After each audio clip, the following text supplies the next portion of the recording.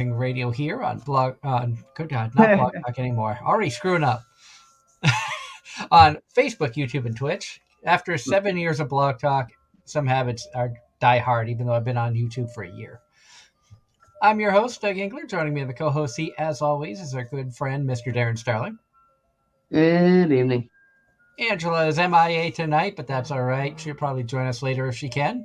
And we have two amazing guests that are joining us. They are no strangers to us, the show, or the chaos that usually ensues in the next couple hours. Please welcome our good friends Hatake and Sahara Cosplay. Howdy. Hi. And guys, thank you so much, especially during this crazy crunch time for Anime Boston, taking a small break from building the cosplays and work to come on and hang out with us. Yeah, not a problem. We always enjoy showing up. And I know we're excited to see you guys at AB this year, even though my time there will be shorter than I would like, but that's okay. That's what happens when you're a parent. And but definitely looking forward to seeing you. And what are you guys working on for Anime Boston? Is it a secret, or can you talk about it? I'll let you take that, Sahara. Of course. So we're continuing with Monster Hunter. That's the series we've been doing the last several years.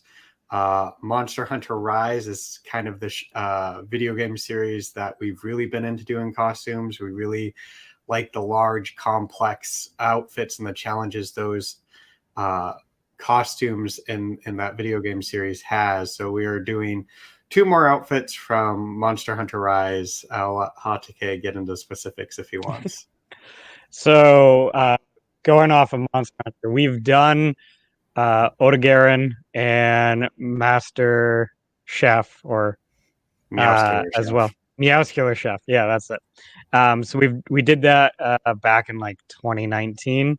And then from there, we did Kimura and Kamurai, followed by Snowshear and Todachi X. And now we are working on Marshall, which is a lovely pumpkin-themed outfit, and a Death Stench outfit, which is a Skull and Reaper type armor set. So we figured those two match up really nicely in theme, and they're a challenge and fitting in the type of builds we like to do. And you always enjoy those skulls. Yeah. Anytime we get to bring that sort of thing in. And we want to remind everybody that Anime-Zing Radio is brought to you tonight by Home Circle Media. For the latest and greatest in anime gear, be sure to check out their pens, pencils, stationery, and officially licensed art books on their website, homecirclemedia.com, or look for them at an upcoming convention near you. We're also brought to you tonight by KC Fox for all of your artwork, cosplay, and photography needs. Be sure to check out KC Fox. That's KAYCIFOXX on Facebook, Instagram, and TikTok. Again, hello to everybody who's tuning in tonight live on Facebook, YouTube, or Twitch, or if you're listening to us via podcast form anywhere in the world. We appreciate you guys tuning in. If you this is your first time checking us out, hit that like button, subscribe. Also, if you enjoy the content we provide, support us on Patreon at patreon.com/Anime-Zing Radio. Of course, tonight we have amazing cosplayers, and we met you guys like almost 9 years ago, I think. It's crazy to think it's been that long. And it's nuts to think that we've been I've been doing this show because April 6th will mark the 9-year anniversary of the show.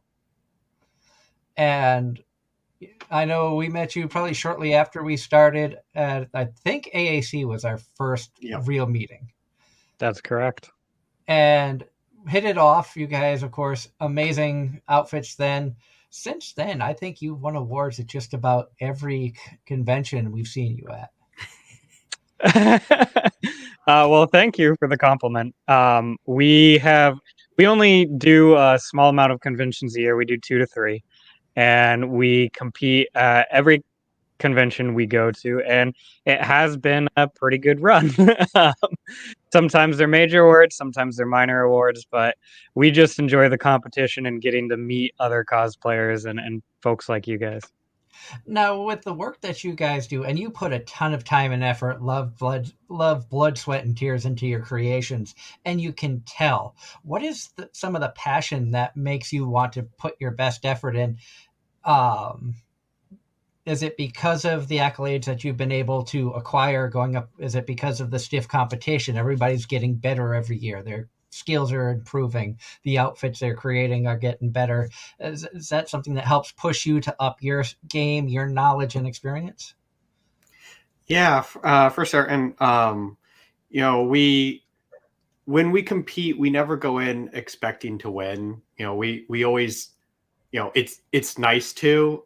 It's something that makes me really proud about making these outfits is when we do win awards, but that's not the driving factor behind it for sure. It's the love of the convention, love of the of cosplay, and the joy we have from actually competing. And for sure, it's going up against other amazing competitors that really pushes us. I can think of a couple other Monster Hunter cosplayers that we've come across that even though we're in the Masters category and they were in intermediate, seeing their outfits and talking with them actually inspired our next outfits that we ended up doing. And that was the ones that we got second place at Boston in last year. And we made those outfits specifically because we encountered other cosplayers and we really admired their work. And that what drove us to do those particular outfits. Yeah, I would also say that we're also our own worst critics too.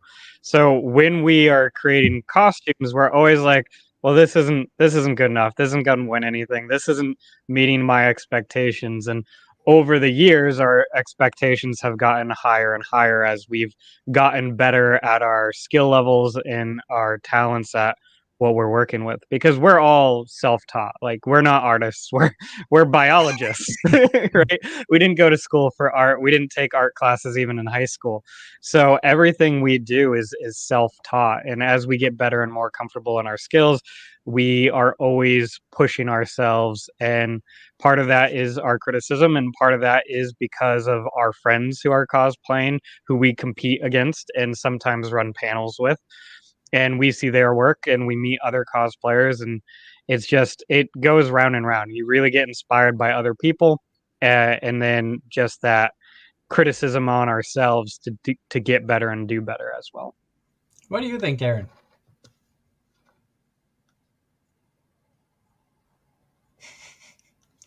Darren's asleep. He could be.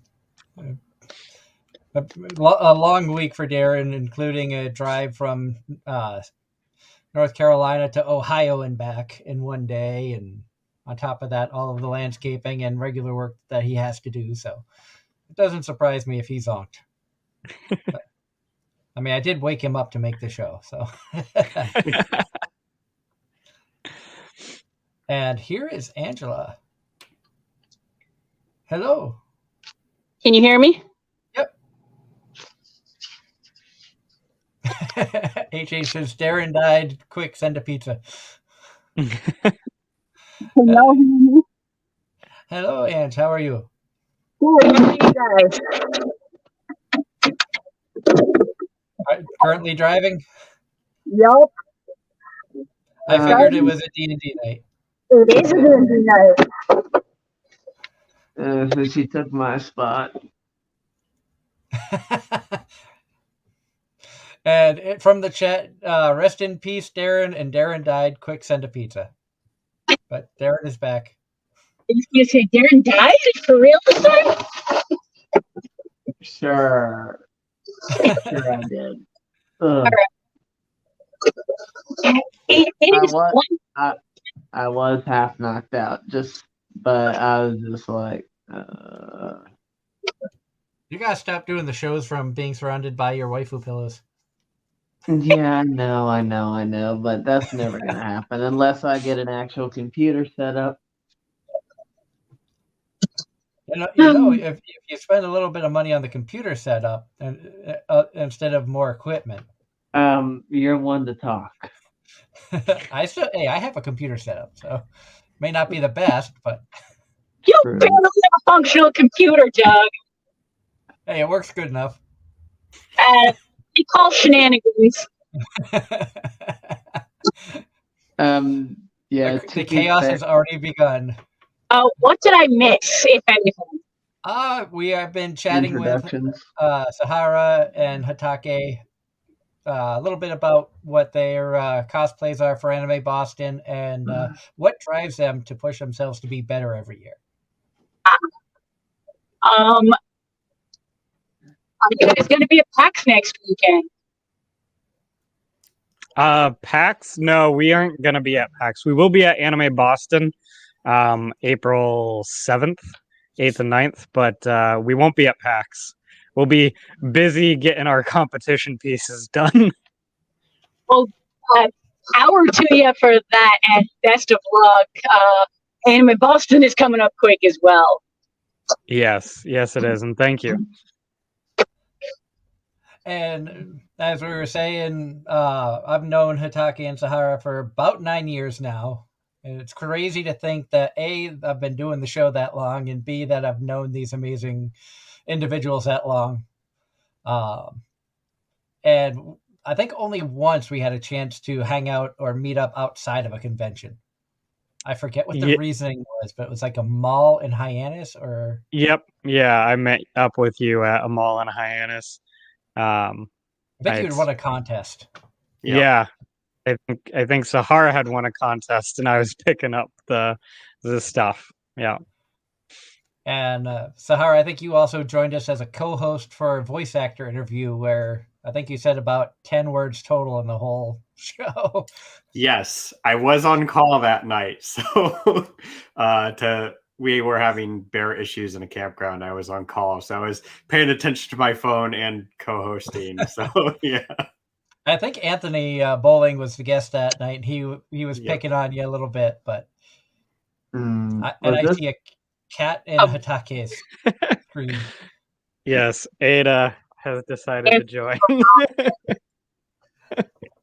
When we first went on the air, Ines was lying on the couch behind me, but as soon as he realized that we were live, he got down instead of showing his butt on screen. But question from the chat, Ross Luck wants to know, what was the first or made you want to get, what was the first, I'm guessing, what was the first cosplay and what made you want to get into cosplaying? That's a good question. Okay, so my first cosplay was Hatake Kakashi from Naruto. He's one of my favorite characters growing up. Watched a lot of Toonami. Really got into Naruto and Naruto Shippuden at the time, and really liked the character of Kakashi. And so that was the first character I cosplayed. Now, like most cosplayers, I bought that outfit. I bought bits and pieces that from different sellers and made my own spin on Kakashi, but I bought that. The first outfit I made was a video game that does not exist anymore. It was a striker class from Remnant Knights, which was a video game that we played a lot of at the time. So those would be my first cosplay, both bought and made. And what inspired me personally to start cosplaying was I had gone to my very first convention was Anime Boston 2006. And walking around, seeing all the different cosplayers there and seeing how much fun people were having, I decided that next time I went to a convention, I really wanted to. Yes, rest in peace, Remnant Knights. After seeing that convention, I really wanted to get into cosplay and see what it was like, and that's when I did Kakashi. So are you? Yeah, so the first one I wanted to do was Xelnos from the Slayers. I think I made the cape and then didn't do the rest of the outfit. But then it was the Anbu captain from Naruto. I had a friend make the cloak for that. first one I actually made was also from Remnant Knights. That was a crasher from that game. But yeah, in terms of getting inspired for it, it was, being involved in an anime and creating an anime club and going to the first convention that we had gone to, Anime Boston 2006. It was something that I wanted to do, like even before we went to the first one. We knew we weren't going to for that. And so when it got around to going to the following year, wanted to, that was when did that Zelnos Cape piece. But yeah, I was just really being so heavily involved in anime and running a club and reading anime magazines and Japanese culture magazines and stuff. I just really wanted to do it. And then, yeah, it just kind of grew from there. And then once we started competing, that's my motive. One of my big motivations now is to make pieces for a competition. That's cool. I don't know if anybody ever asked you that before. You guys have been on with us at least 10 to 12 times, and I don't think we've ever asked you that. So always time to learn something new. Oh, yeah. Sorry about playing with the background there. I was getting distracted by the saying at the bottom that was up there. So I was like, let's find something else that works. And it just so happens the Kobayashi background fits so perfectly with 5 of us on here. And like every window is almost perfectly aligned with a different dragon girl's face. So, How coincidental. I'm more or less in line with my favorite dragon from the show. Same here, actually. Angela is lined up with Kana. Sahara is Toru. And Hatake is, what was her name? Elma. And hello to John Knight, Sharka, Tyler Reed, Ross, HH, and Mario, all chatting in the chat room here. Thank you for the questions. Full house. And Ross says Kana and Alulu are best girls. Sorry, I like Lukoa. That's okay. You can have Lukoa. I am partial to Ilulu. But then again, I also become good friends with her voice actor, so that helps. And, looking ahead at Anime Boston, being competitors in the masquerade, how much pressure do you feel? And this is a good question for anybody who's thinking about getting in masquerades and stuff like that. How much pressure do you put on yourself about it has to be done, it has to be a certain way? Or especially when you first started out, did you not care about that as much? You just wanted to try it for the fun of it? Pressure on oneself is awful. I'm really bad at it. Part of it's, and this is true for several of our friends who are cosplayers, is just our personality types. We're really hard on ourselves on getting things to be perfect. And we do, one of our panels that we've done in the past talks about perfectionism and how to try to get away from that, because it will drive you crazy. Like I have one piece on the outfit that I'm doing right now that I was working on that one particular piece for a month, and I'm still not happy with it. But got to move forward. It's got to be acceptable at some point. We're always our worst critics ourselves, and it's also, one of the things I tell people is the hardest thing is trusting in the process. That process sometimes is uncomfortable and sometimes makes it look like it's going to be bad, but then once you complete it, it actually looks better than you were expecting. So in terms of how much pressure do we put on ourselves? A lot, a lot more than we should. We put ourselves under a lot of stress, and you don't have to, and not every competitor is like that. It just happens to be, my personality type. I know Hatake addresses it a little bit differently than I do. I get more of a little bit of paralysis or nervousness when I go in front of judges, even though I've been doing it for so long. I just need a couple minutes to process anything. So we usually kick off with Hatake whenever we go into judging, but he may have a little bit better answer than I do. So I would say that our process has definitely changed over the years. When we first started competing, it was very much the, hey, look, I made something. This is great.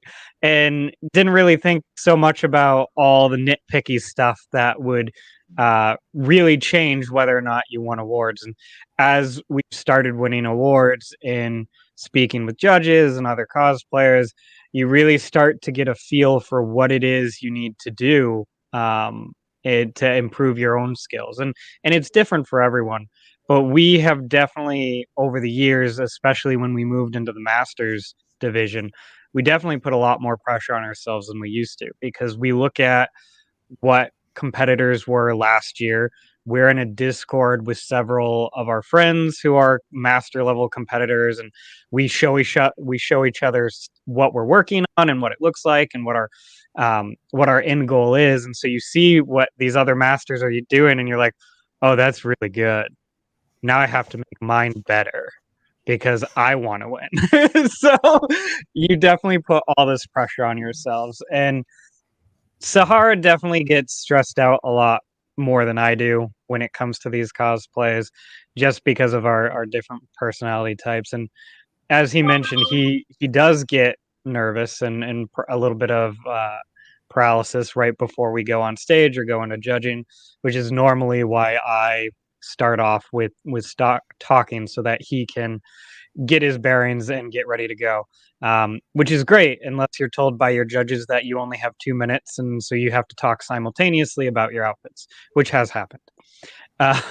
But I mean, I'm used to being a public presenter. I currently teach high school, so I am used to talking in front of people who are judging you all the time. That's crazy. But I can, my personality is kind of similar to Sahara's, where we have done judging for costumes that Casey made, and it can be very nerve wracking, especially if you're a newcomer to masquerades, being judged, things like that. It was definitely an interesting experience. You never quite know what specific judge is looking for what. Where you guys have years of experience at masquerades at multiple different conventions, you kind of have an idea of, in general, of what judges are looking for, but some might be looking for specific things, which I think over time you get to learn who's more interested in the stitching, who's more interested in the process, who's more interested in the the add-ons or the finer details and stuff of that nature. Yeah, for certain. There's definitely, Boston has had many of the same judges over the years. There's actually been a change this year where only one of the judges is the same. So we had built a relationship with those judges over the year, and we kind of knew like who, which judge was specialized in this type of fabric and which one was foam and which one was that, and, what they could get used to, and that, which ones you can go in and joke with. And which ones you have to go in and be really serious about. And one of the best things that I've found over the years is, read up on the judges when the judge bios come out. That'll give you a little bit of information, as well as if they have panels, definitely attend the panels. Go to panels that other competitors are doing, because you really pick up a lot of things. And then recently at one of our more recent cons, normally when you get feedback from judges, it's like in writing through an email or whatsoever. We actually got to sit down and chat with the judges for a feedback session. And I think that was one of the most helpful things we've had in our years of competition, is actually sitting down with the judges after the competition and going through, okay, what can I do better? And actually, instead of just getting, a small little written description, actually having conversations with them about techniques and stuff.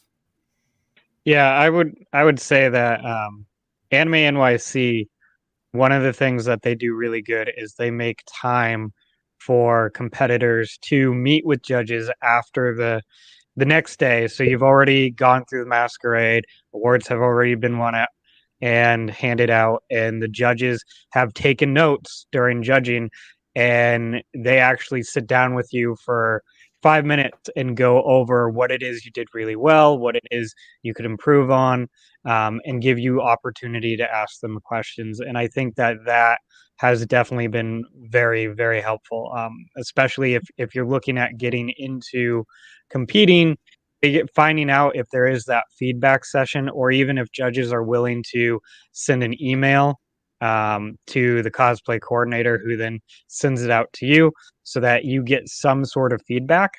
And also, one of the best places I think to get feedback is from other competitors. When you compete, you're typically standing either in line or behind stage for an hour to 2 hours before you even go on stage. And so you get to meet all these other cosplayers, and most of the time those other cosplayers are willing to talk to you about how they did their costume, and they'll ask you questions about your costume, and you can really feed off of each other and learn from that a lot, which is one of the things why we really appreciate the friendships that we have built up through competition, is getting to offer advice. We've had people contact us about foam fabrication or armor makes, and we'll give them advice. And then we'll generally, if we know someone who's really good with fabric or has done a particular outfit before, we'll reach out to them. And a lot of times they're totally willing to talk to us about what they did and what they would have done differently if they would. That's so cool that you guys have developed so many friends and such a strong community amongst not just other cosplayers but other competitors. And I'm sure, like in most situations of masquerades, you obviously said early on you don't go in expecting to win, and anytime you see friends of yours win, you're genuinely excited for them, disappointed that you didn't get there, but excited to see friends doing well, I'm sure. Oh yeah, yeah. In fact, one of our friendships was made because we had beat in a group of people the year before, and they saw us the next year when we showed up for competition, and they went, "Oh, god dang it, we have to go against them again." And we're like, "Hi, who are you?" And they kind of started seeing us around the convention, and every time they saw us, they would say hi, and we became friends through that method. So yeah, it's the cosplay community is strong in general, but once you get into competitive cosplay, you can make a lot of friends that way, and it's a really supportive group too. Yeah, and now that friendship is a Discord group of support and antagonizing each other and teaching each other how to do techniques that each other specialize in. And I'm sure there's the playful razzing that goes on back and forth as well. Oh, For yeah. sure. And you talked about doing panels. What got you interested in wanting to do panels at events? So we have been attending conventions for a long time. Since 2006, we've never missed an Anime Boston. I missed one. Sahara made it, though, because I happened to be working in another state at the time, so I went to Anime Central instead. But we've been going to at least 2 conventions every year since 2006.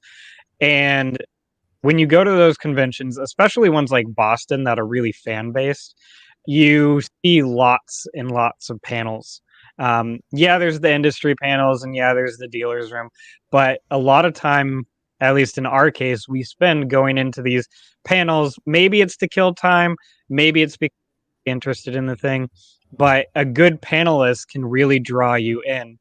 And as someone who was a professional presenter for a long time, I really liked the idea of doing a panel.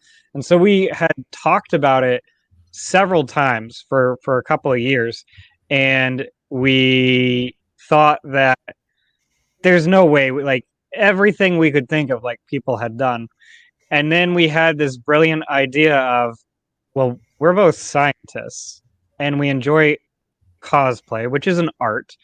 And what if we combine the two? And so we came up with this idea of cosplay and science, which we have done at a couple different conventions and we'll be doing again at Anime Boston this year. And we really enjoyed it, and that kind of opened up the door of, well, what else could we do? And so I've given panels on armor making and foam smithing at both AAC and Anime Boston. And we also talked to our group of fellow competitors and we said, hey, we're all master competition or intermediate here. What would it be like if the 7 of us got up on stage and just started talking about what it's like to be a cosplayer in competition? And Anime Boston gave us the opportunity to do that last year. And it is some of the most fun we've ever had, because not only are we getting to talk about our passions of cosplay, but we're getting to do it alongside our friends and fellow competitors. And at the same time, we're giving really good information, but also talking about what it's like what it's really like to be competing and how we have dealt with those challenges. And so we've really kind of moved towards doing panels on top of competition, which really makes days really, really busy. You definitely have a lot less time to go explore and watch other panels and go to the dealer's room. But I think it's after doing conventions as an attendee for so many years, it's just added this new level of enjoyment for me, at least. Yeah, it's definitely, as Hatake mentioned, we've been, I've been doing Anime Boston since 2006, never missed an Anime Boston. I've made a lot of the AACs. I haven't made everyone, but I've made a lot of them. And it was what more can we do? We've done all the panels, and then going and watching competitions and watching panels and doing the dealer's room, and well, now we're competing. So that was something new. And it's like, what more can we do to be a part of this convention that we haven't done that's not staffing?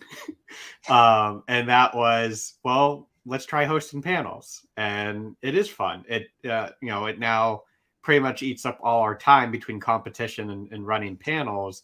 We don't have as much time to go see other panels or shop around, but it's more enjoyment doing things we haven't done that we enjoy. And I can speak from experience, because panels are something that is new that I have started doing in the past year and a half or so. And it's definitely an interesting experience, especially like in my case, talking about doing a podcast. It's anime and pop culture based. You don't know who's interested in podcasts, who's going to turn up. And I know last year for Anime Boston, I had technically the first panel of the con in that panel room, and you guys were right behind me. Yep. Yeah, we came in and sat in on like the last, I think it was 10 or 15 minutes of your panel. Did you know that I had a panel going on, or were you surprised? I think you had mentioned it to us in advance that you were going to be doing a panel. We weren't sure if we were going to make it. Room. We were definitely surprised we were going to be in the same room. Like walk in and I was like, oh, that's amazing radio. We'll just sit because we're next. So let's hang out for a little bit. My friend Rob was there with us. We got there at like 8:30 for a 9 o'clock panel, and I walked into the room. I'm like, oh my god, this is huge. The only time I had done anything previous was at PucciCon in Pennsylvania, where I had like 5 people show up in this tiny room, and so in a room that probably could seat 500 people easily was a little overwhelming for my second ever panel. Fortunately, it was early enough that people are still either waking up or still registering for the con. But once the panel started, it just was like, okay, it's like show goes on. I ended up going into like radio show mode, as I've been told. And just had fun with it, answering questions and stuff. Now, I'm somebody, I love the interaction between the fan base and the people in attendance. Like, I love an active chat room, doing a panel. I love people asking questions and the interaction and stuff.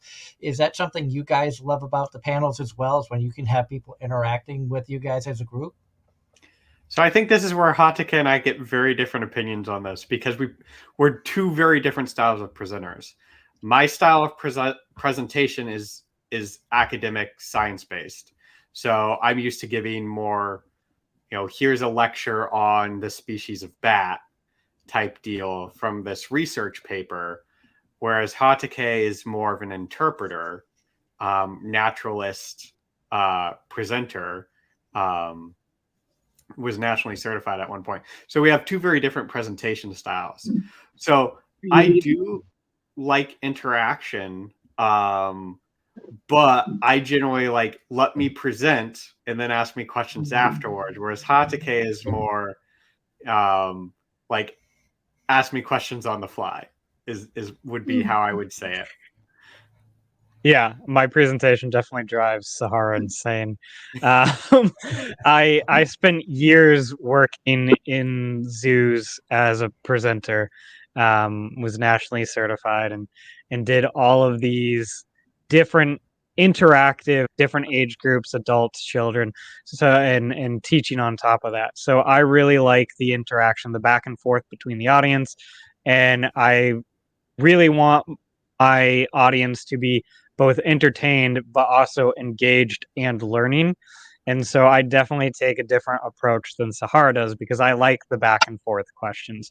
And sometimes those questions can lead into what it is I'm about to talk to next, or it might take me in a direction of, oh, I wasn't going to talk about this, but that's a really good question. So let's take a deeper dive into that type of deal. It's just two very different backgrounds in how we were trained to present. And obviously there's no right way or wrong way to do the panels. It's just you kind of go with the flow and what you're comfortable with. Mm-hmm. Yeah, definitely. And going back to the competition subject, Ross in the chat room said, so this is the way I can understand stuff, is by connecting references. So with the competing contests, would you guys consider yourselves a Super Mario Brothers trying to beat everyone with your best? Huh. That is a good question. I mean, anytime you compete, you definitely are going to win. Like that's what they're for. And I think that we, along with everyone else, brings their best that they have at the time. You bring your best outfit, your best personality, and the determination to win. So if we look at it like that, then yeah, I would say that we look at ourselves as, hey, let's bring our best and do what we can, and maybe we'll win and maybe we won't, but we're always going hoping to win, just not expecting to. Have you rescued Princess Peach yet? No. She's in another castle. that would be I believe that the rescuing of Princess Peach would be the winning of best in show or the best mastered category, and we've gotten close, but we quite haven't gotten there at large conventions like Anime Boston.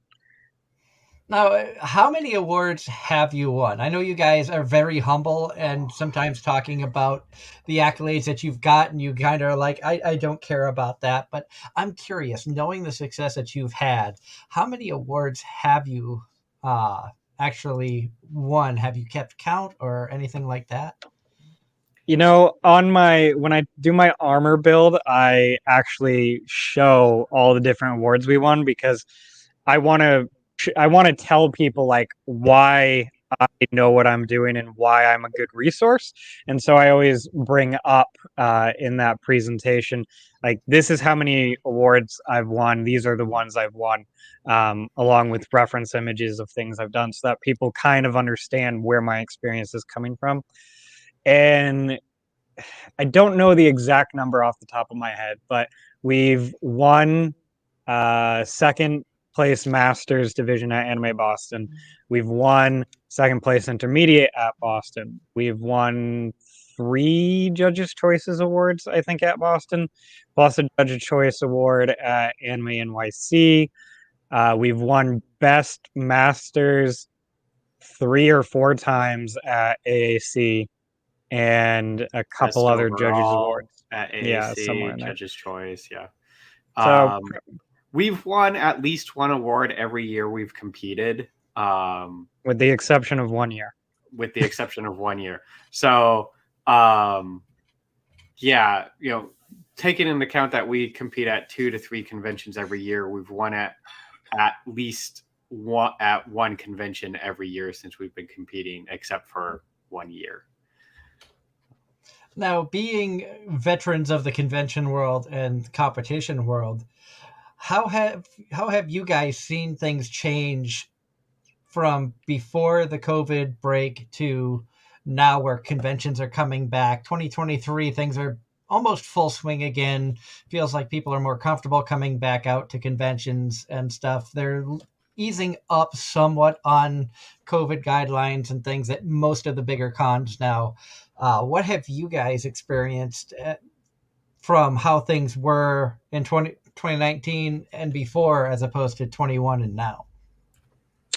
Well, definitely the first year back to convention, obviously you had your COVID requirements and your mask mandates and all of that stuff. And one of the things you saw was, although masks are not considered part of an outfit, there were definitely a lot of competitors who were making their masks themed in the cosplay, and a lot of judges, even though they weren't judging the masks because they weren't part of it, you would definitely hear feedback from judges of, "Oh, I really like how you incorporated your mask into your outfit." We've definitely seen, like, Anime Boston was a little subdued last year. I felt it was smaller than it was previous years. Anime NYC, like the first major convention back from COVID, and that was the year that there was like 50,000 attendees, and they were not prepared for that amount of people. And so this past Anime NYC, they changed quite a lot of the rules, and they put a cap on how many people could attend in order to deal with what went wrong the previous year. And I think Anime NYC did a really good job dealing with that. So the other thing I would say that we noticed a lot is there was, back when, before COVID, it was the same people who were attending all these conventions.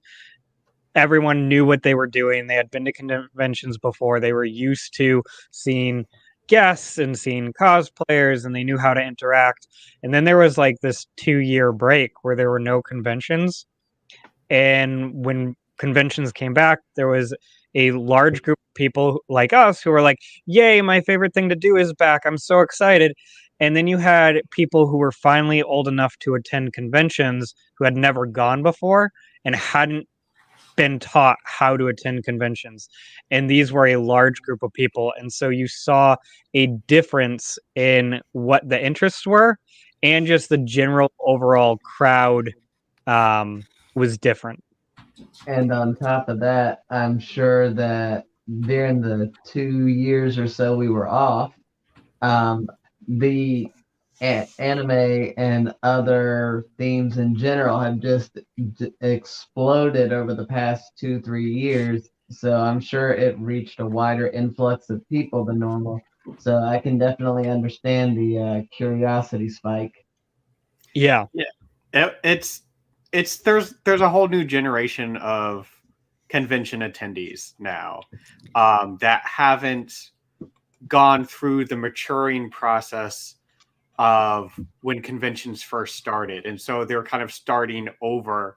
And so when I'm seeing a bunch of young people at conventions now going, "Oh, this feels back like when I first started going to cons," because you have cycles of stuff coming through. And so it's just this new group of people are learning how to interact and behave at conventions. And so there's just a little bit of a rough period because you had everything being ironed off after cobwebs swept out after being gone for 2 years, and funding was lower, and there were staffing issues at a lot of cons the first year back as well, because people didn't want to staff, they wanted to go and attend.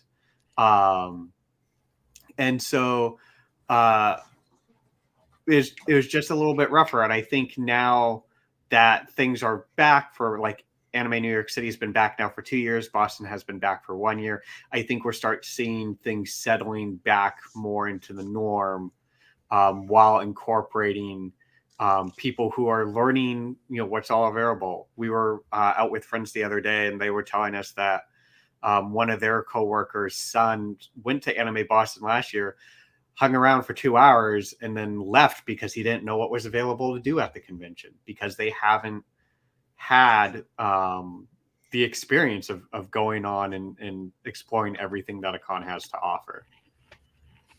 I also think that, a lot of conventions, like when we all first started going to conventions, you had program guides of, okay, these are the panels that are going on, these are the rooms, here's a map of the convention center. And it seems like a lot of conventions have gone away from having panels or having those, program guides available. Some switch to online, and some are just don't have them at all, or you have to purchase them separately. And I will say there are a number of conventions that have tried to use the guidebook app or their own version thereof. And that does not, for a lot of conventions, it does not work. I'll admit, for Anime-Zing, it actually does work, but they do always have a printed book available to anyone who wants one. It's just that they also give the app as like a secondary or primary, however you personally want to do it. Because yes, it is nice to be able to pull your phone out and figure out what's going on, but it's also just nostalgic to have the book, especially when you keep using the book as a collector's item every single year to say, hey, I went here. It's like your book and your pass are your collector's items, souvenirs that you use and collect year to year. And then every now and then in some of the groups you're in, you're like, hey, who still has their thing from this year? Hey, who still has their thing from that year? All. I will say that up here, there's a lot of cons that did away with the physical book for last year, and that just did, and the app was super buggy. Signal in the convention center was garbage, and it was just all around not the best of experiences. But so, question: was it an app you actually download to your phone, or was it a website? Because I'm fairly certain for us it was a website. It was an app you downloaded for your phone. Okay, we were using a website that was like a guidebook. So, and like I said, for the most part, so long as you had a signal, and the Wi-Fi in the convention center wasn't absolutely terrible, and being in the city, of course, most cell phone providers made it through, at least pretty much everywhere except the lower sections, like you have a lot of concrete. Like, for example, I tried to join your guys' live stream while I was at PAX East last year. That did not end well. Signal in that part of Boston is garbage, especially in that building. Yeah, that building was too many people, and question regarding the masquerades from Ross asking, are there different levels of contest? Yeah, there are different levels of contest. So typically most conventions run 3 levels. So you have novice, which are generally your first time competitors. Some conventions you can compete as a novice for 1 year, and after that you bounce out to the next level. Other conventions are based on the number of awards you've won, determines what level you're in. So typically you have novice costumes. Or the number of costumes you've made. Typically, you have the novice level, and then your intermediate or journeyman, depending on the convention, and then your master level. Any professionals are always required to compete at the master level. They're not allowed to compete at any level lower than that. And you do see professionals occasionally show up, especially to larger conventions. And novices, like I said, are generally your first time, first year, or really new making. The one thing that we get asked about a lot in terms of levels is, well, how do you determine, like, can't you just say that you're this level and compete that way? And although technically you could, a big part of competition is self-reporting.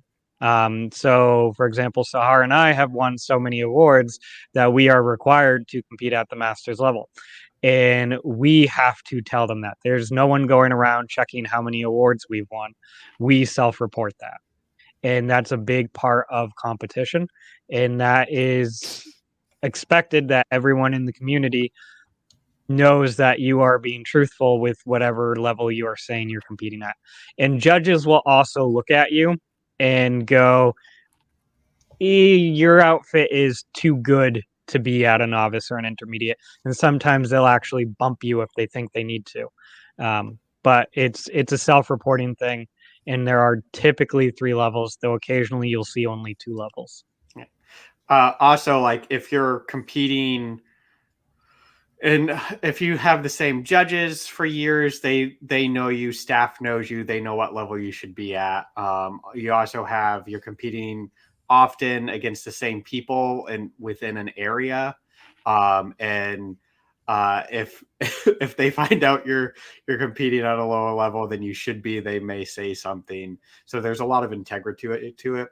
Besides from just 3 levels of novice, intermediate, masters, there's also generally multiple types of masquerade. So when we're referring to masquerade, that's usually just a general term for a costume competition, but it could be craftsmanship, which is what we typically compete at, which is you're trying to match an outfit to a reference image. It could be performance, which doesn't care so much about the craftsmanship versus how well you're able to perform.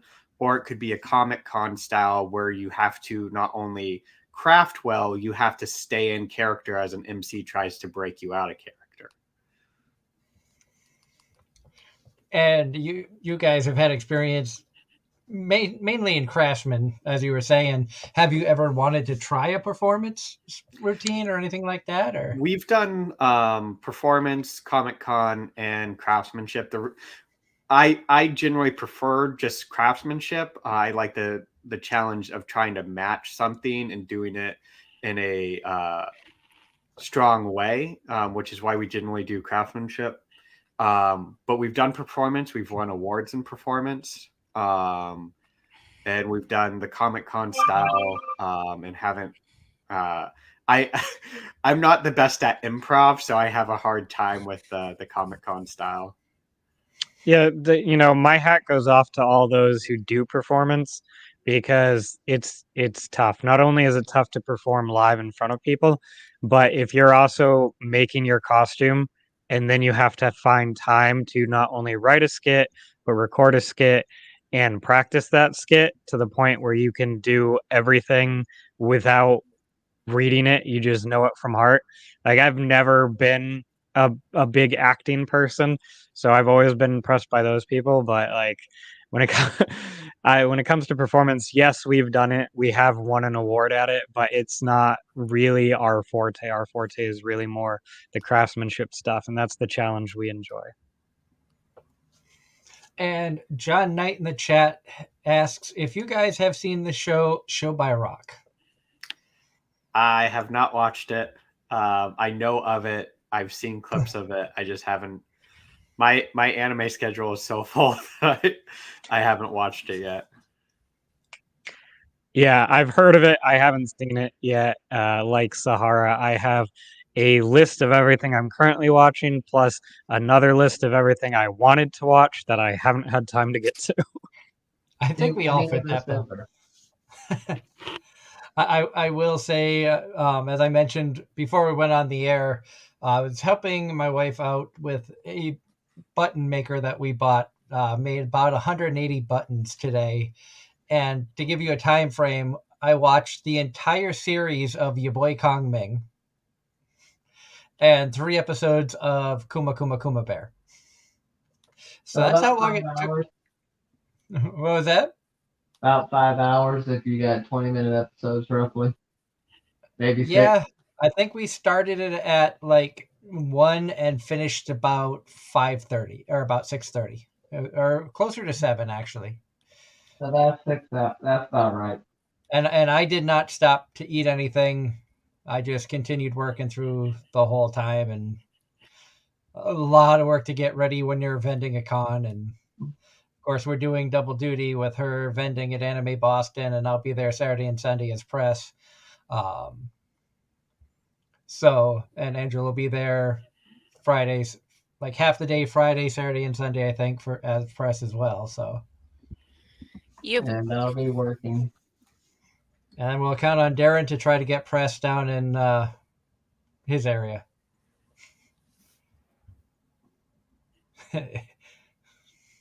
Working on. But it's interesting to see how conventions have evolved, and especially at the point that you guys love the competition side of things, and now getting into the panels. I have found that because of doing this show, I no longer can go to a convention as an attendee. Even if I go with the intent of just going and having fun, I still end up somehow promoting the show, scouting a convention, scouting for future guests, cosplayers, artists, things of that nature. Have you guys, as you've continued to go to the conventions, kind of gotten to the point of you don't know how to go just for fun anymore? You now have to, I need to be in the masquerade, or I need to be running a panel to make this con feel real to me.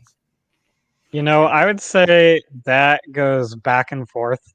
There's definitely, we went to 1 or 2 conventions with no intent of competing, and were drawn in either because they had an open hall competition and they saw us walking around and they were like, you need to compete. And we were like, we're not coming. They're like, no, you need to.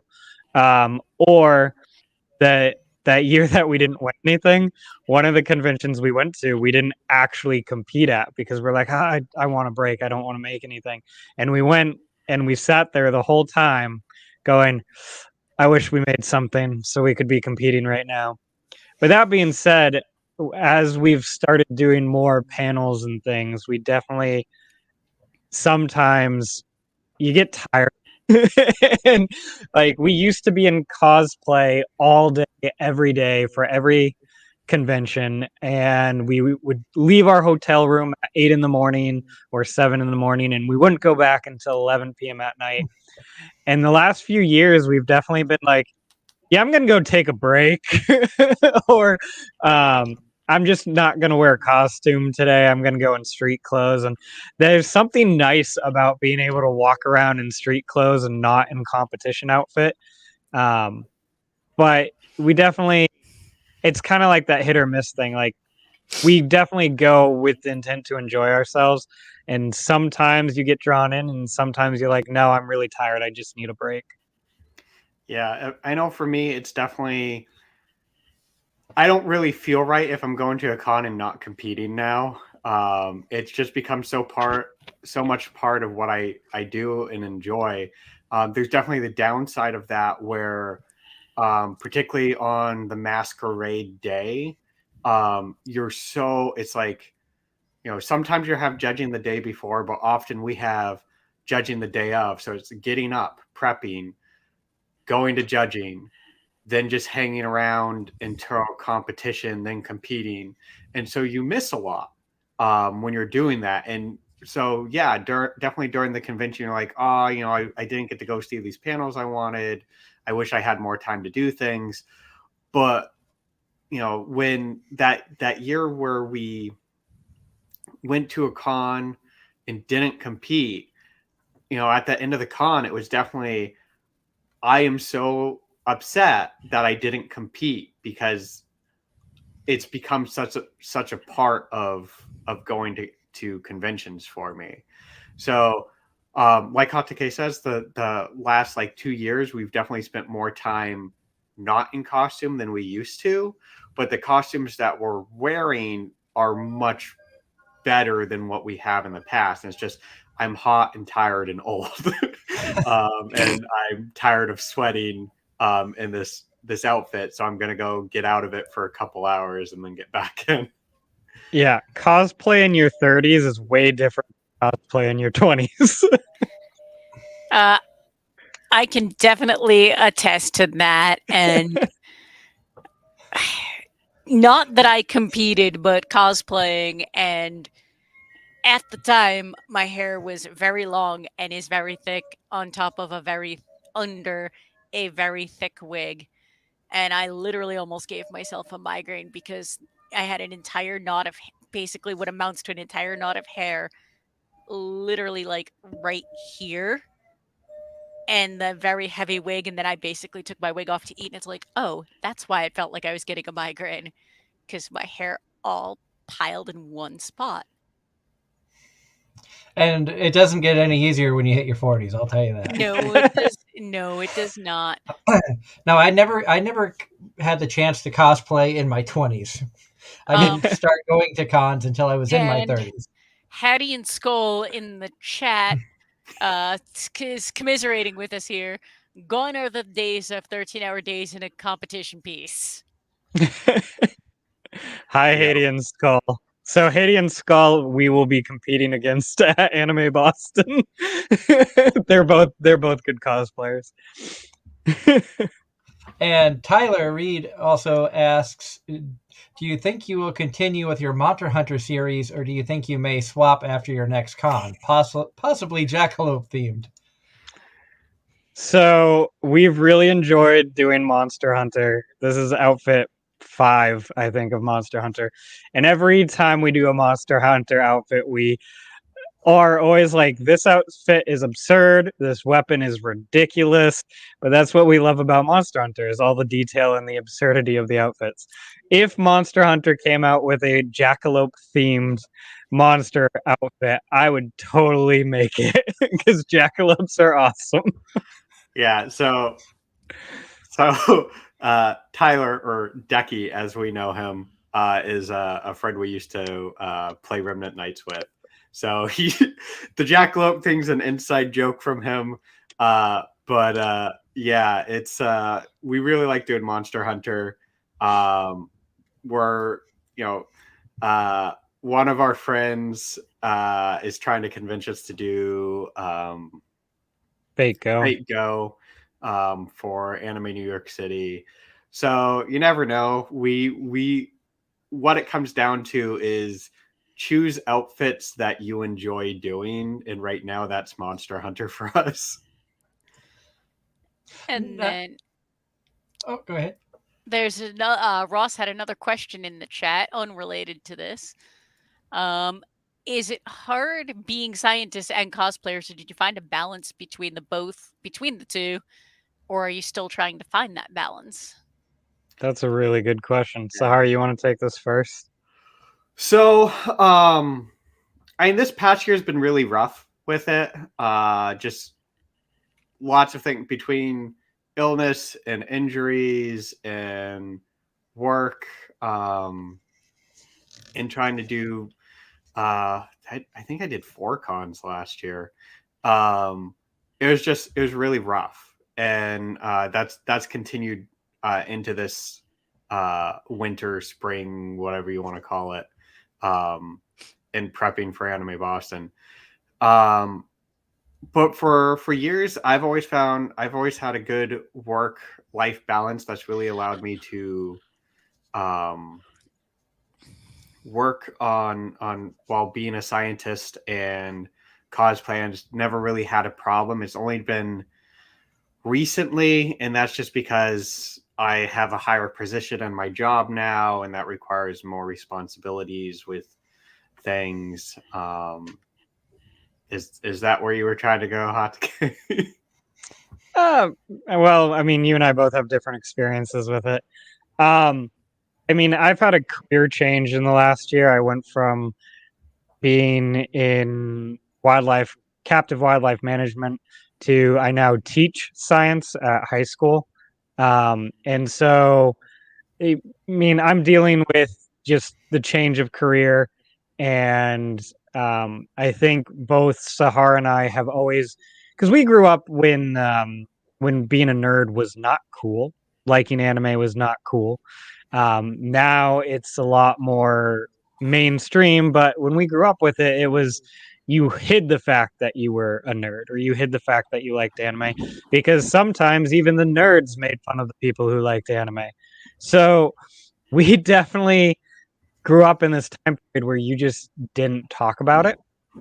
And so in our careers, although we definitely have coworkers who know that we compete and have seen some of the stuff we do, we don't really generally talk about our cosplay side of things. And especially like in my new career, I definitely don't talk about it. I kind of keep my work life and my hobbies and my private life separate. And you know that has worked really well for me. I'm pretty good at maintaining my two different lives and keeping them separate, and it works really well. And there are definitely times where I'm like, I really need more time to work on this outfit, but I can't take a day off. And sometimes that's really hard because you're like, I was in the zone. I knew exactly what I was doing. I was making a lot of progress, and now I have to go back to work, and I can't take the day off. So that can be rough. But I think overall we have a pretty good balance in our lives, separating both our work from our cosplay. And I snicker at only went to 4 cons last year a little bit because I was the dumbass that went to 13. That's a lot. That is a lot of cons. And it was last year we went to 13 conventions either as press with a table, vending, or trying to attend, and it still turned into making connections and stuff of that nature. We also made the jump of sponsoring 3 conventions last year, which this year we bounced it back to, it's still, PuchiCon is still putting on 2 conventions this year. Unfortunately, their Atlantic City show we're not going to be able to make, but we're still going to be at their Pennsylvania show. Did they actually announce dates for Jersey? Yeah, they actually have Jersey dates up. They have the websites up for both.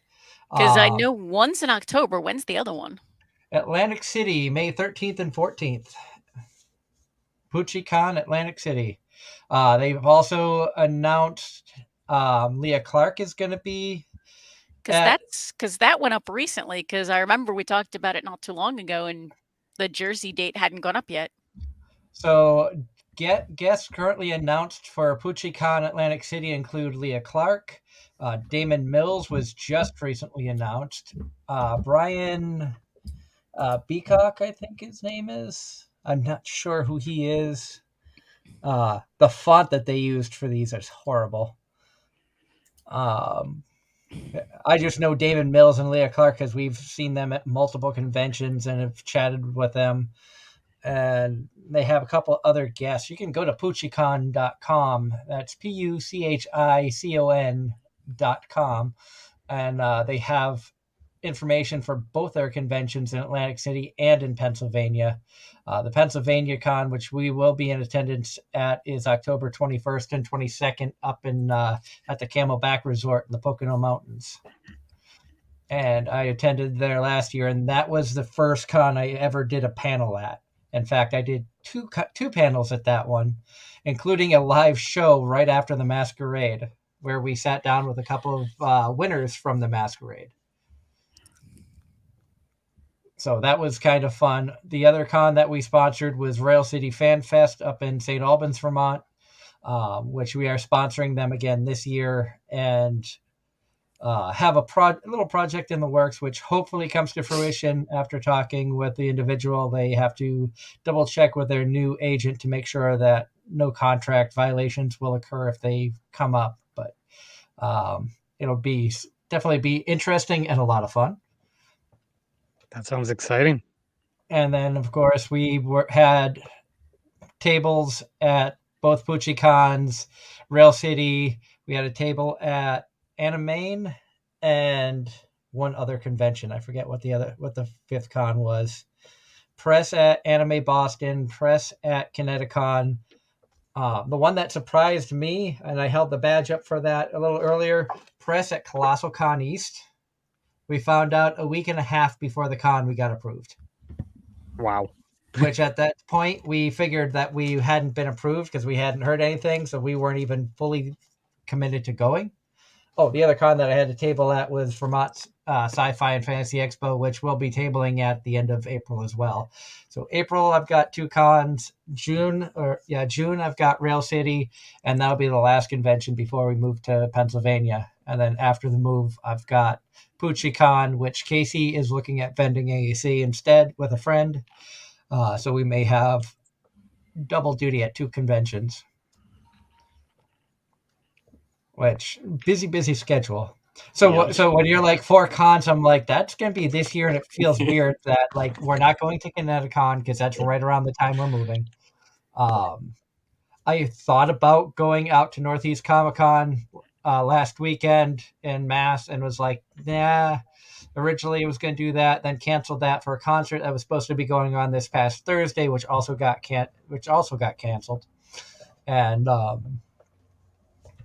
so my events have kind of dwindled down to, it feels weird to not going to as many as I did before. But I also was in the habit of going to 10 to 15 cons a year for a long stretch of time. That's impressive. That's a lot of time. Last year, I put 23,000 miles on my car. Wow. And that includes first-time conventions in Pennsylvania and New Jersey. And we did 2 cons in Pennsylvania. Made some great friends at both. Like the PucciCon staffers were absolutely amazing. Even though it's not a well-known con, it's one I would recommend checking out if you guys have the chance. Especially the Pennsylvania one was a lot of fun. Yes, they're at a resort, so it's a little pricier for hotel rooms, although I was looking at it with the con code and everything. You're looking at about about 200 a night for a couple of nights for a double queen suite, which Okay. I don't think is unreasonable when you're at a resort that includes an indoor water park. That is different. And so it was a lot of fun. I know the Pennsylvania con, their guests include Paul St. Peter, Megan Shipman, J. Michael Tatum, special. They have a special cosplay guest, Stars of Cassiopeia. Oh, she's one of the judges at Anime Boston. She's really good. So she's also going to be at the PucciCon event. Rennie Mamora, who I think is a musical guest, is going to be back. I think she was there last year. Unfortunately, with a table, we weren't able to actually go and see any of the performances. So it's interesting to look at the conventions from like a business side of things as opposed to an attendee. And it's one thing I try to do when going to these conventions is try to experience them from multiple sides. Now I've been a vendor, I've been press, I've had a table, I've done paneling. I think the only thing I haven't done is be a announced guest, which I think Anime-Zing, we were probably the biggest celebrity they had last year. So it was almost like guest status, thanks to Angela. And then I have not been a staffer, which Angela has. I've worked as an enforcer at PAX East as well as PAX Unplugged since 2021. Wow. And it's a lot of fun. I absolutely love it, but it's kind of the same thing. It's like, it's one of those, what can I do that I haven't done already? And one of these years, I will make a PAX. In fact, Angela, if you hear for PAX Unplugged, because I know that's in the Philadelphia area, if you hear of the vendors tables going up, let us know, because I told Leanne that her build a Kamara, I bet would go great there. Partially because of the dice rolling aspect of it, and everybody at the Winter Ren Fair who participated said that they were going to create D&D characters from this. I will ask around and look into it, but that's a very different kind of convention, and I don't know how many actual artists they have as opposed to like vendors that sell gaming paraphernalia. But I'll keep you posted. Just thoughts of new markets and new things to look into. Oh yeah, no, absolutely. Now, you were talking a little bit about your convention or your anime tastes and watch lists, and I had mentioned your boy earlier. Thank you, HH. HH says Angela makes a great enforcer. I can vouch for how intimidating she can be. Which HH got to meet Angela last year at Northeast Comic-Con when we were there as press last spring, and it was fun to reconnect with HH, who I hadn't seen in maybe 20 years. So, but yeah, working at a convention is definitely a very different experience, even if it's not necessarily an anime convention. But seeing behind the curtain makes trying to go to a convention as just an attendee feel really, really weird afterwards. So I can attest to that. I can understand that. I haven't worked as staff at a convention, but when I worked in zoos, anytime I went to a zoo, I was looking at exhibits and going, how did you do this? Type of deal. So I can attest. That sounds about right. Yeah, it's kind of, I think it's the same for anybody when you go to a con as an attendee, like we probably all start off with not knowing much about the convention world. You have a whole different take at that point, as opposed to now where we're all veterans of the convention scene, having gone to multiple different types of cons, the amount of years that we've been going. And, we all have experienced different aspects. I've been a cosplayer. I've, helped out an artist. I've had a table promoting the show. I've done a panel promoting the show. I've done a live show at a con.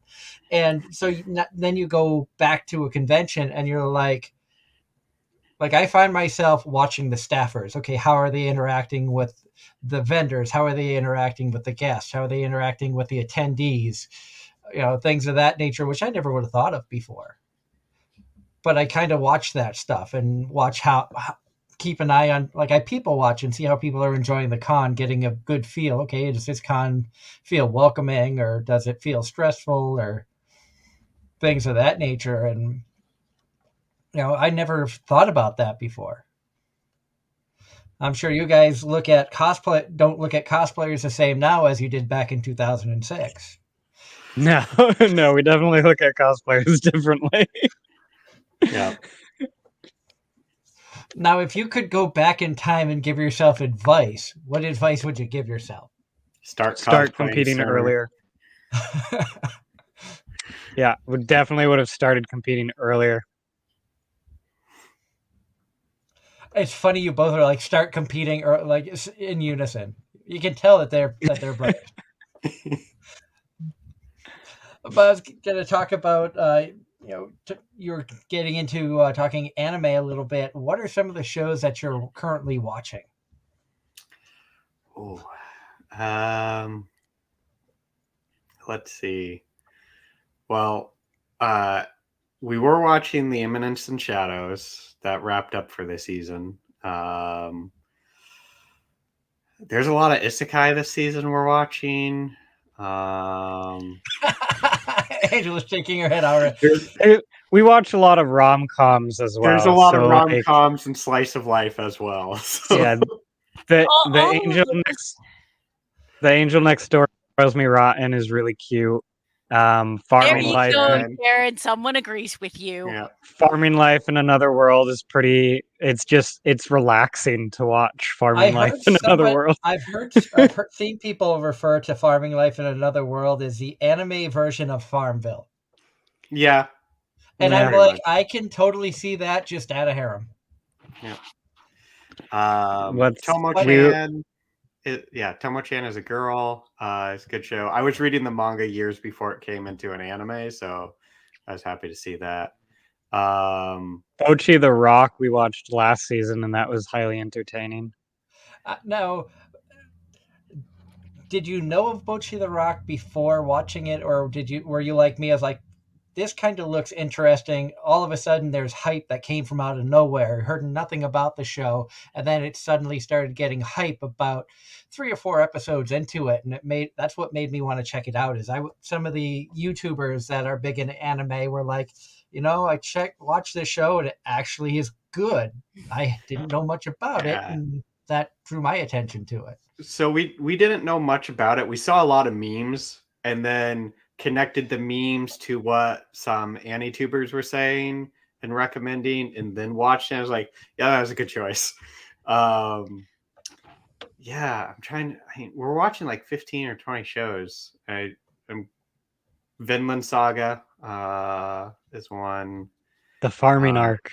The farming arc for Vinland Saga. Yeah.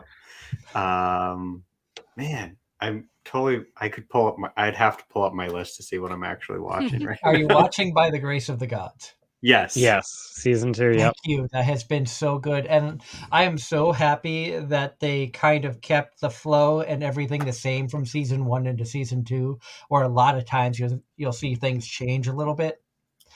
And after, I was so excited for Devil as a Part-Timer season 2 to come out, and when it finally did, I was so disappointed I didn't even finish it. Date Alive season 3 was probably the best season of Date Alive in my opinion. Season 4 was terrible. There's a season 5 coming. Oh, I know, and I don't know if I'm gonna watch it since I never finished season 4. And I would say that. There are definitely some shows that are not. The sequels are not as good. My Hero Academia got a whole lot of hype the first season, so much that people who weren't into anime were watching it. And season 1 was good, season 2 was all right, season 3 and 4 were terrible, but the most recent season of My Hero Academia is really good. Are we talking the current season? The current season I really like. I've actually watched all of it. If I'm behind, I'm missing literally one episode, but because we don't watch anything like the day it comes out. We do one night where we just go through all the anime, and so depending on what day is decreed anime night that week, we're a week behind. But My Hero Academia went through a slump. It went through a slump, but the fan base was so obsessive that it pissed me off. Yeah, I agree. And it was the last couple of seasons were not good, and people were obsessed with it. But it's good again. The villain arc I enjoyed. I thought that was really well done, and then it was okay again. And this arc is actually really good. Yeah. For anybody who dropped it, I wouldn't necessarily say it's worth going back into. But yeah, I agree. If it wasn't for this arc of My Hero, I probably if this arc was just as bad as the previous ones, I would be like, I'm done with My Hero. But this arc made it good again for me. I dropped it in season 4. I don't blame you. Season 4, I would argue, was the most mediocre. Because, I admired, I'm impressed by the creator of My Hero that they could come up with so many quirks for so many characters. You're talking not a couple of quirks or somebody with special powers. You're talking about most of the population has something unique that they can do. And the creativity into that, I give a ton of credit to. The storyline started off interesting, but as it kept going, I felt that, and I really learned from Fairy Tail and My Hero that I am not much of a shonen type person. When I start seeing a show that's long running and I kind of get the feeling of the same arc over and over again with different characters or different battles, but you can kind of see the same flow being repeated, I kind of lose interest, which is weird since I like isekais. But I think the point of isekai for me now is how stupid is this show compared to the other ones I've seen? Is it at least enjoyable? Is You the know, concept at least relatable? Are the characters fun? and there's see, I think I've always had a soft spot for a well done shonen anime. And Yes. these days the well done ones are very few and far between. And I won't I agree. even and My Hero is a perfect example of a stereotypical shonen. There's definitely the cycle of arcs and it is very formulaic. There are certain aspects that are well done, there are certain aspects that get repetitive, but it's enjoyable.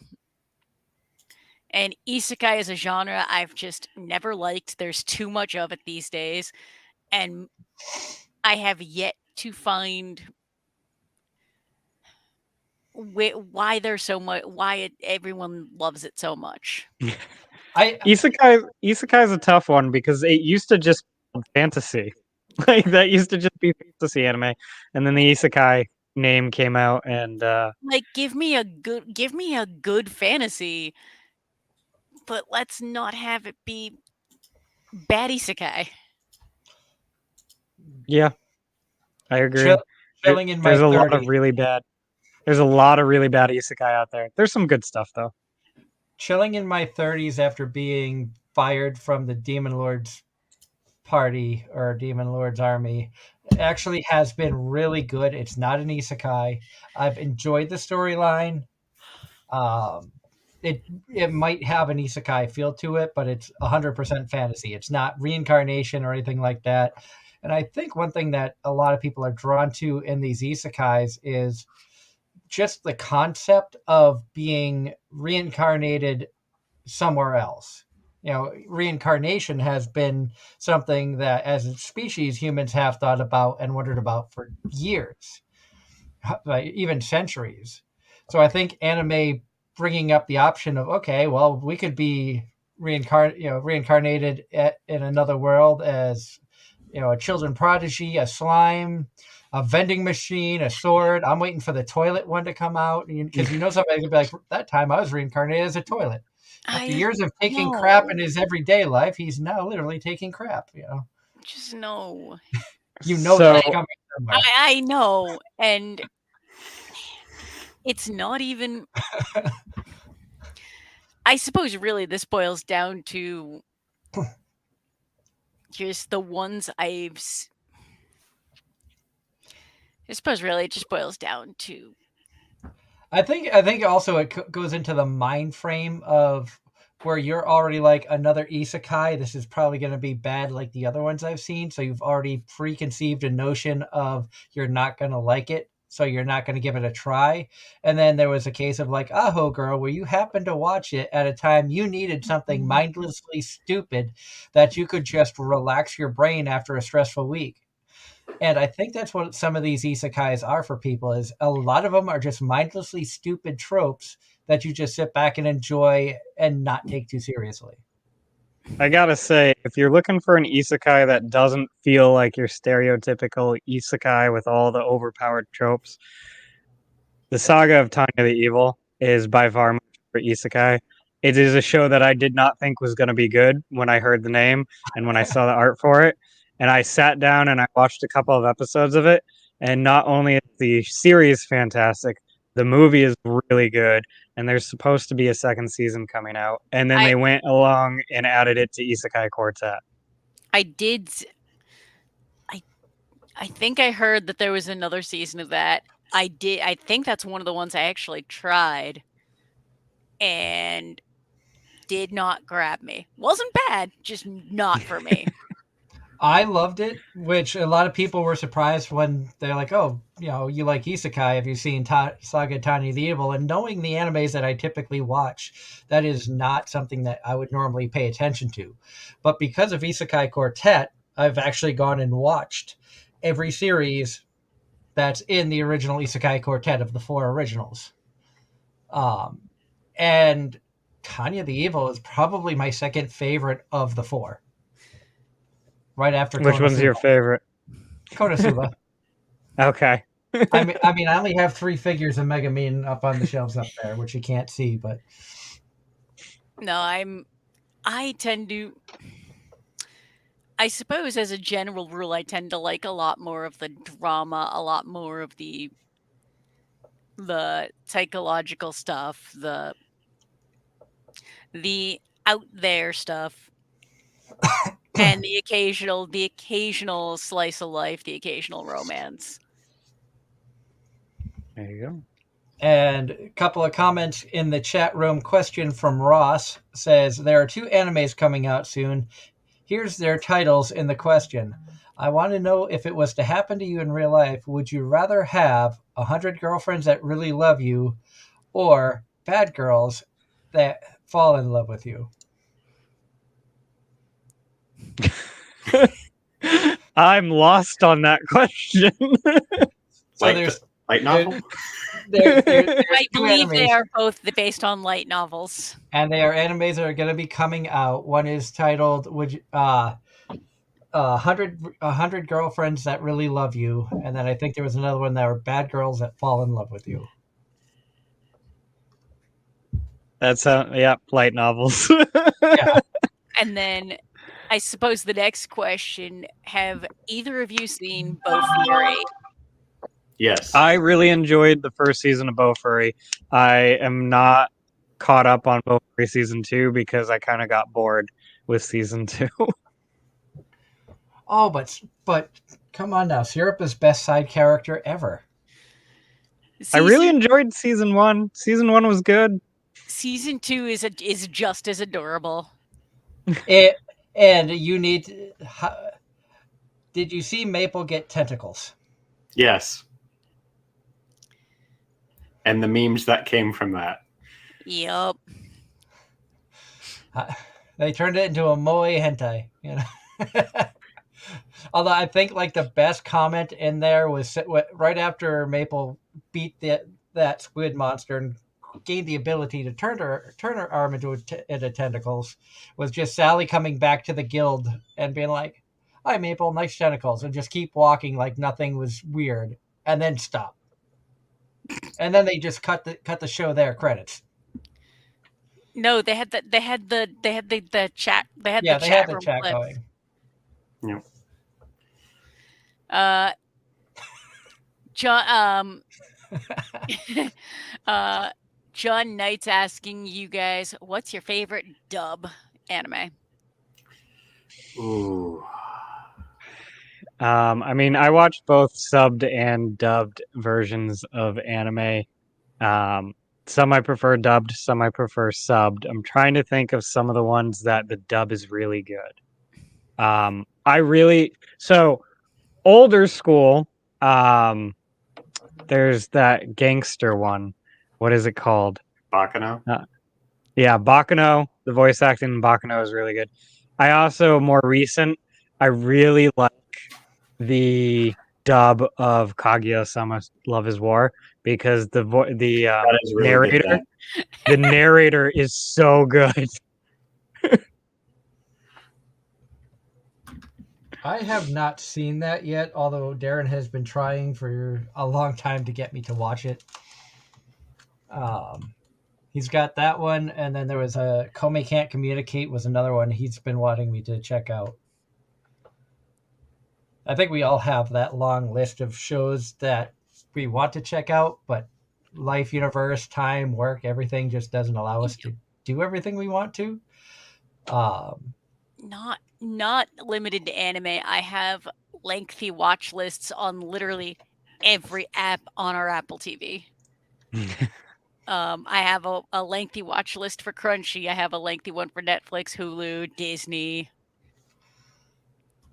Ross says Yeah. if Angela wants the best isekai that she is looking for, Isekai Cheat Magician has everything I believe you're looking for.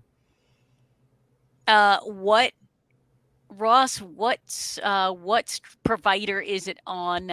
And after PAX might be after Anime Boston. I'll watch an episode and get back to you. Crunchyroll, 2 seasons, 25 episodes. If when the time comes, you'll get one, and then we'll go from there. And Guinevere in the chat says Sailor Moon for her favorite dubbed anime. Yeah, there's definitely a nostalgia factor with dubs too, because like I love the original Slayers dub, but it's one, there's a huge nostalgia for me for that. And a lot of modern dubs are actually good. I can't think of anything off the top of my head. I mean, Baccano is the classic answer that pretty much everybody agrees for is an amazing dub. And I agree that Kaguya-sama, Love is War, is a really good dub. But yeah, I mean, I've watched... I'll go with the classic and say Cowboy Bebop is arguably one of the best dubs.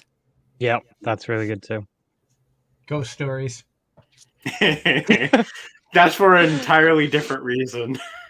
Ghost Stories and Golden Boy for old school for different reasons. Ghost Stories is what happens when you have voice actors and no script and they're allowed to do what they want. And, Ghost Stories is a legend. And you could not make that today. No, you could not. We actually were very lucky to have been press last year at Anime Boston. We had a press conference with Greg Ayers, who was one of the voice actors from Ghost Stories. Yep. And I did ask the question, do you think Ghost Stories would be allowed in today's world? And he said no. He goes, we got away with so much stuff in that show. And I saw a panel with Monica Rial, who was also in that, which is where I first heard about it, was from her talking about it in an 18 plus panel, basically saying when they got the licensing and were brought in to record that, the original Japanese studio had lost so much money, they were trying to break even. So they said, we don't care what you do with it. We just want to try to break even on the production costs of this show because it bombed so bad in Japan. So they basically improv. The first person in set the tone for the entire show for everybody else. The end result, Ghost Stories. The only thing they kept from the original was the characters' names. And man, that is such a classic. And I guarantee if the younger generation watched it today, somebody would be offended by, almost everybody would be offended by something in that. But it's all done in, comedy form. It's not meant to be malicious, but somebody's going to get hurt. That's just today's society. Kind of a tangent, but related. Over the weekend, we watched a documentary on Mel Brooks. And the kind of comedy he made, you cannot make today. No. He is a legend. I don't care what anybody says. He is a legend and wise beyond his years for the movies he produced. And he pushed boundaries even in the 70s and 80s. Oh, definitely. But it was all relevant comedy. Kind of like I've always said that sit people down today and watch George Carlin routines. Because George Carlin was an amazing comedian that talked real life stuff and made it funny. But I guarantee you sit people down today to watch a lot of his routines who may have never seen his stuff before, they're going to hate it. They're going to be offended by it. But everything he was saying was really true to life. And it was just such a genius concept. I mean, even back in the 60s, 70s, with when he first came out on the scene, the 7 words you can't say on television. You can hear every one of those now, just about. But at the time, it was, really funny to listen to, and he just made fun of it. We try to keep this kid friendly, so I'm not going to say any of the 7 words. But if you're curious, I'm sure you can find it on YouTube. You can find everything on YouTube. And bringing this back to anime, so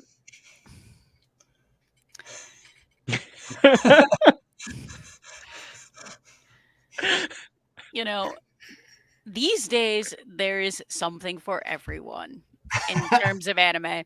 That wasn't always the case. No. And I mean, God damn it! Now I've got to find it. I'll find it later. Nowadays, there's a lot of sites. Kotaku put out a list of the top 30 anime from the past decade. And we could pull it up and argue and basically dissect it. There's some classics on there. There's a lot of stuff that just finished. And one of the AniTubers I like actually did a breakdown because he started with, this is going to be trash. And then as the list goes on, he's like, okay, this is not actually a bad list. And, things you'd expect, there was a lot of things like that you'd expect not to be on the list at all in like the top 10. And then of course the predictable ones, Attack on Titan being fairly near the top, My Hero Academia being, I think, 29. Now, I saw your message about that, but I haven't had a chance to watch the AniTuber. And I know you guys were talking about that you've watched some AniTubers. Do you watch Gigic or the Anime Man, Dog VA, any of those guys, or there are other ones that or you something follow? completely different? Yeah, so we watch a lot of Gigic, Dog, Trash Taste. Trash Taste, and Joey. We used to watch a lot of Mother's Basement, and a couple others, but typically, or primarily, it's Gigic, Dog, and the Trash Taste boys. When did you guys actually get to see them live? Yes, I saw them live in Boston. Sahara got to see him. I could not because of work. My husband and I were there at the Boston show. Nice. It was a good show. It was. I was so mad. I would have had to have taken a lot of time off from 2 jobs. So it was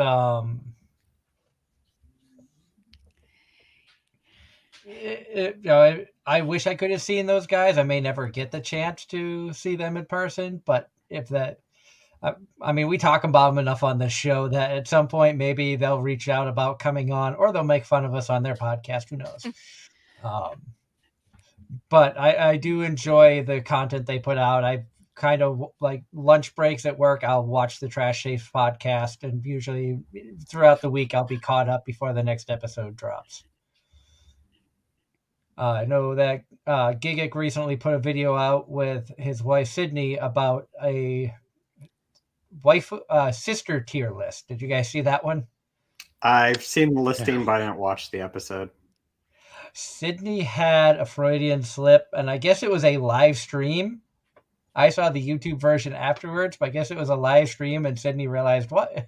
Sydney was reminded why she doesn't live stream, because she'll say anything, including, because they were doing a sister tier list. She brought up, would you do the same thing for brothers in anime? And then she said, I would F my brother.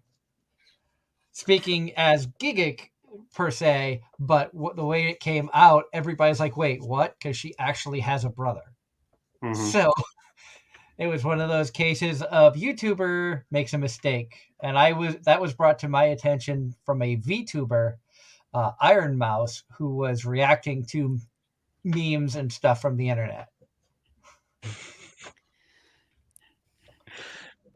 And of course, Iron Mouse would find that and be the Yep. one with her connection with Sea Dog. And Speaking of, he's doing another Cycle Across Japan live stream. Yeah, he's doing it with Chris Broad, from what I could tell. Yep. Chris Broad is one that my husband and I watch.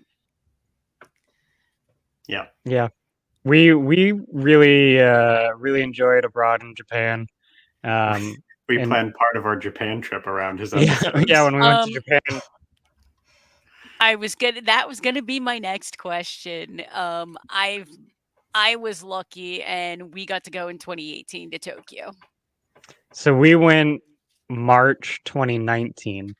We were in Japan for 10 days. We did Tokyo, Kyoto, Osaka, and Nara.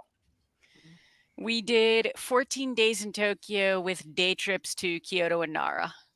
And then one day at the one day at Hakone to do the resort. Nice. I We want to go back.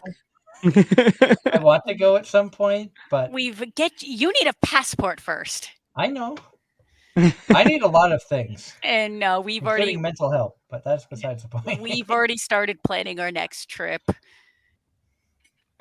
Yeah, we were hoping to go again this summer, but ticket prices right now are so ridiculous that we're looking like somewhere else. You missed the window on stupid cheap tickets. Yeah. The other issue is because he's had a career change, his Time availability is different than mine. My busiest time of the year, because I'm a field-going wildlife biologist, is the summer. His time off is the summer. Yeah, no. And I heard that like the conversion ratio, like if you go over from the U.S. to Japan, you almost feel like royalty because right now 100 yen is more, or $1 is less than 100 yen right now. Yeah, the yen increased recently. Oh, did it go up? It's still better than it was in 2018. Like when we went, it was just about $1 is 100 yen. Yeah. I think when we went, it was like 110 yen was $1. I think it was right around there. And I don't know when it was recorded, but the Trash Chased episode I recently started was their interview with Saikuno, the gamer from Twitch and YouTube, which I first learned about him from watching Among Us videos a while back with Saikuno, Corpse Husband, Disguised Toast, Valkyrie, Pokemon. Somebody's gonna clip that and send it to her, and I'm gonna get crap for it. I know, but these were streamers that I would watch because they were entertaining. $1 currently, according to Google, is 132 yen. So that means the dollar is stronger than the yen right now. Yep. Yeah. So knowing that, if you could go into like those anime sprees that the Trash Taste Boys do, I've got $800, $800 to spend at 4 stores. You could walk away with some really good stuff. Now, I wish I had that. Now, when I go right now, if everything goes according to plan, we're going back to Japan in October 2024. Nice. Good time of year to go. Because that's when we can both take time off without basically getting screwed over by work. And I'll give you the list of figures to look for. Hey, you do that, and you do that, and I find them, and then I'll just give you a receipt afterward. I mean, I don't collect anime figures. He says that he's got like, how many are on the shelf beside me? I was going to say, you've got at least a dozen of them in that room. I have 6 on the shelf beside me. There's 7 up there, 4, and then 8 Nendroids, and then I have a whole shelf in the kitchen, top to bottom of figures. Yeah. You're the collector. I'm not. Yes, I've got to have the waifus, or just the cool figures. And HH from the chat. Japan has been in an economic stagnation recession cycle for nearly 30 years. It's really crazy, and you feel horrible about some of the stories coming out of there, and that is true. And my God, we've got like 10 minutes left. This has just flown by. Yep. And then John Knight saying, 2 days ago marks the 26th anniversary of Toonami. Does that make you feel old? Yes, yes, it does. Just a little. But time always flies by when we have you guys on the show. You are some of my favorite guests to have on the show. Oh, thank you. Which is why I'm constantly like, hey, you guys want to come back? It's been a while. Because we always have fun chatting with you. And Ross says, this has been a great stream. I learned a lot. Thank you, Ross, for tuning in every week. Thank you to all the listeners. Everybody and for tuning in. You know, that's kind of why we do this, is for everybody else's enjoyment. I mean, we have fun talking with great guests like Hatake and Sahara. I mean, and if you haven't, I know last time we had them on, they were in their workshop and were showing off some of the stuff. This time, looks like they're more in offices. As opposed to showing off their secret cosplay stuff. The workshop is an cold. unheated building, so 20 degrees outside, not going to be in the workshop. No, I don't. It wasn't quite 20 here, but not heated. Fuck that. Yeah. I do have to ask this question, since I don't think I got to see you guys at Anime Boston last year if you had completed it, but did you complete your Overlord cosplays? That's a good question. The answer is yes and no. They were completed. Yes. We're just not happy with them. Yeah, they're done. We aren't happy with them, and we're supposed to compete with those in 2020.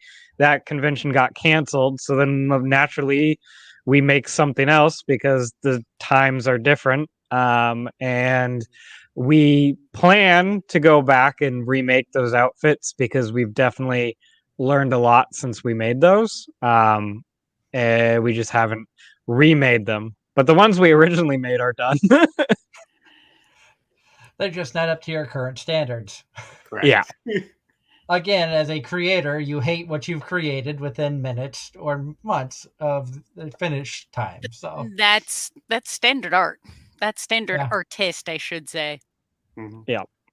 And I think that's you learn a lot. You learn a lot on what you make, and by the time you finish making it, you're like, I could have done better.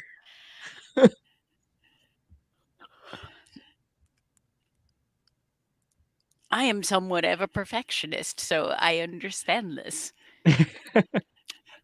And I am more of an improv. So I know, Sahara, you were saying it's tough to do improv and get used to things like that. That's what I do with this show, is I improv everything.